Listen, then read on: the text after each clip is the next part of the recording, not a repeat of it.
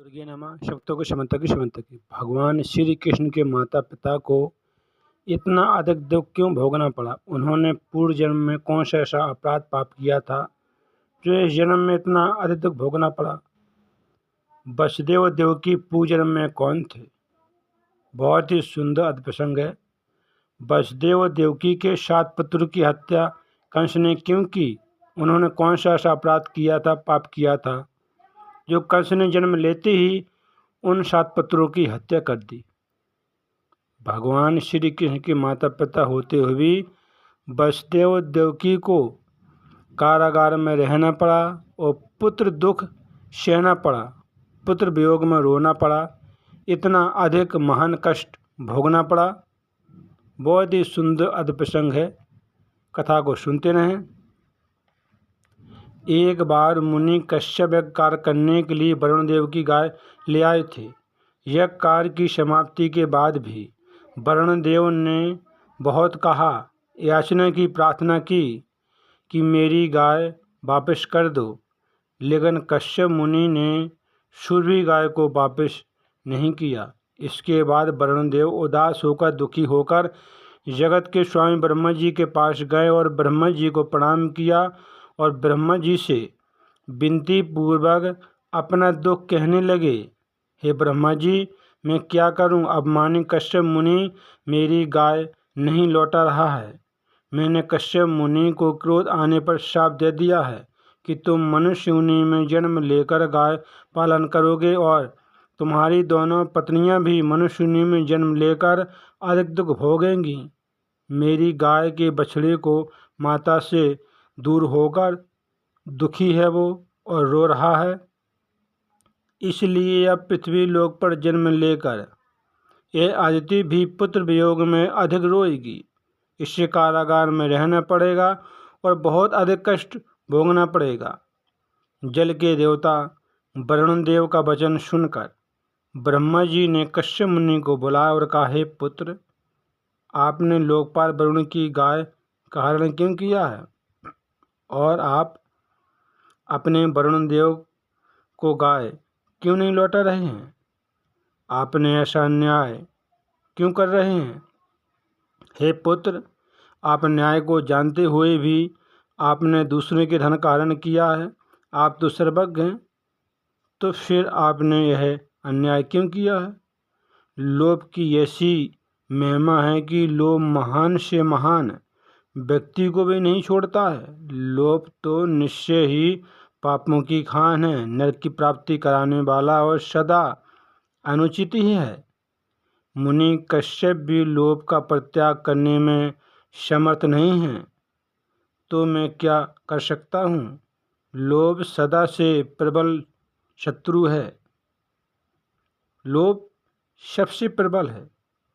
संसार में लोभ से बढ़कर अपवित्र और निंदित अन्य कोई चीज भी नहीं है। लोभ सबसे बलवान शत्रु है। मुनि कश्यप भी इस लोभ से स्नेह करने के कारण दुराचारी, अत्याचारी हो गए। पाप का बाप लोभ। मनुष्य जितने भी पाप कर्म करता है लोभ के कारण ही करता है। अगर मनुष्य को लोभ ना हो तो मनुष्य कोई पाप कर्म नहीं करेगा। लोभ के कारण ही मनुष्य अधिक से अधिक पाप करता है। मर्यादा की रक्षा के लिए ब्रह्मा जी ने भी अपने परम प्रिय पौत्र मुनि कश्यप को शाप दे दिया कि तुम अपने अंश से पृथ्वी पर यदुवंश में जन्म लेकर पृथ्वी पर अपनी दोनों पत्नियों के साथ गोपालन का कार्य करोगे। जब अदिति ने अधिक तेजी पुत्र को जन्म दिया, तब वैसे ही तेजी पुत्र की लालसा दिति के मन में उत्पन्न हुई। उस समय सुंदरी दिति ने अपने स्वामी कश्यप मुनि से प्रार्थना की, कहा, हे स्वामी, मुझे भी इंद्र के ही समान बलशाली, वीर, धर्मात्मा और परम शक्ति संपन्न पुत्र देने की कृपा करें। तब मुनि कश्यप ने दिति से कहा, हे प्रिय, धैर्य धारण करो। मेरे द्वारा बताए गए व्रत को पूर्ण करने के बाद इंद्र के समान पुत्र तुम्हें अवश्य प्राप्त होगा।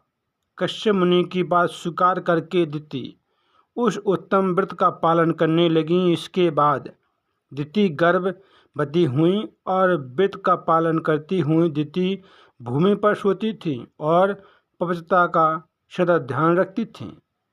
इस प्रकार जब महान तेजस्वी गर्भ पूर्ण हो गया, तब दिति के गर्भ को देखकर अदिति बहुत दुखी हो गई।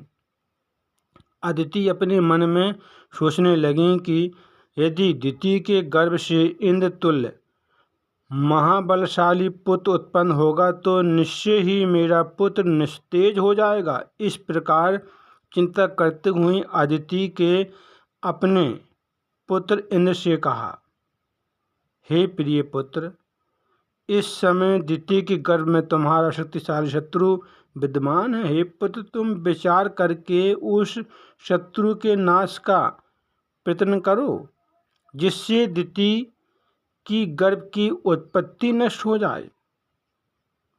मुझसे ईर्ष्या भाव रखने वाली दिति को देखकर शोक का नाश कर देने वाली चिंता मेरे मन को सताने लगी है।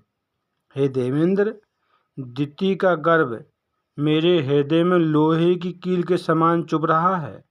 तुम किसी भी उपाय से गर्भ को नष्ट कर दो।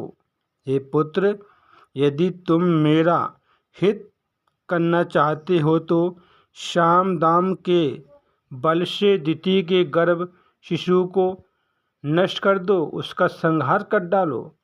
तब अपनी माता की वाणी सुनकर इंद्र ने मन ही मन उपाय सोचकर अपनी दूसरी माता दिति के पास गए। पाप बुद्धि इंद्र ने विनय पूर्वक दिति के चरणों को प्रणाम किया और ऊपर से मधुर किंतु भीतर से विष भरी वाणी में तब इंद्र ने मधुर वाणी में दिति से कहा, हे माता, आप वित्तपरायण हैं और अधिक दुर्बल हो गई हैं। मैं आपकी सेवा करने के लिए आया हूँ, मुझे बताइए मैं क्या करूँ। हे माता, मैं आपके चरण दबाऊंगा, क्योंकि बड़ों की सेवा करने से मनुष्य को पुण्य और अक्षय गति की प्राप्ति होती है। मैं शपथ पूर्वक कहता हूँ कि मेरे लिए माता अदिति और आप में कोई भी भेद नहीं है। ऐसा कहकर इंद्र माता के चरण पकड़कर दबाने लगे। इंद्र दिति के चरण दबाने लगा और कुछ समय बाद सुख का अनुभव करते हुए दिति को गहरी नींद आ गई। दिति सो गई, व्रत के कारण दुर्बल हो गई थी और दिति को इंद्र पर विश्वास था। दिति सो गई। दिति को सोते हुए देखकर इंद्र ने अपना सूक्ष्म रूप बनकर हाथ में वज्र लेकर बड़ी सावधानी के साथ दिति के गर्भ में प्रवेश कर गया। इंद्र ने शीघ्र ही अपने वज्र से गर्भ के 7 टुकड़े कर दिए। उस समय वज्रघात से दुखी होकर गर्भ शिशु रुदन करने लगा, रोने लगा, चिल्लाने लगा। तब देवराज इंद्र ने धीरे से कहा, हे मारुत गणों, मत रो।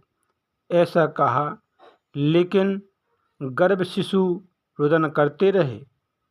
वो अधिक रुदन करने लगे। इसके बाद इंद्र ने एक टुकड़े के साथ 7 टुकड़े कर दिए।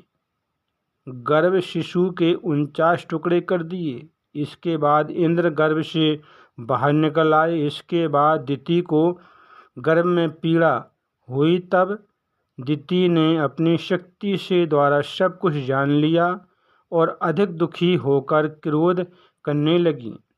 यह सब बहन अदिति के द्वारा किया गया है। दिति ने कुपित होकर, क्रोधित होकर अदिति को और इंद्र को शाप दे दिया कि जिस प्रकार तुम्हारे पुत्र इंद्र ने छलपूर्वक मेरा गर्भ छिन्न भिन्न कर डाला है, उसी प्रकार इंद्र का राज्य शीघ्र ही नष्ट हो जाएगा।